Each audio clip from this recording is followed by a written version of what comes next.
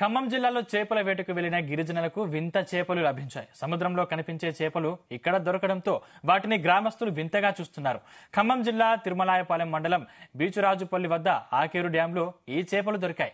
బాలాజీ తండ గిరిజనులు చేపల వేటకు వెళ్లగా వారికి ఈ చేపలు లభించాయి. సముద్ర జలాల్లో మాత్రమే తిరిగే ఈ చేపలను అక్వేరియంలోనూ పెంచుతారని చెబుతున్నారు.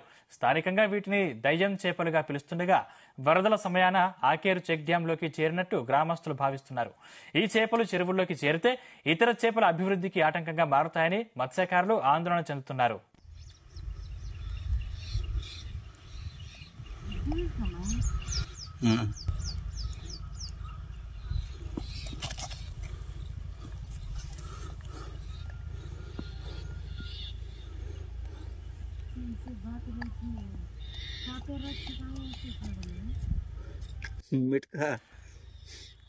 ఖమ్మం జిల్లాలో చేపల వేటకు వెళ్లిన గిరిజనులకు వింత చేపలు లభించాయి. సముద్రంలో కనిపించే చేపలు ఇక్కడ దొరకడంతో వాటిని గ్రామస్తులు వింతగా చూస్తున్నారు.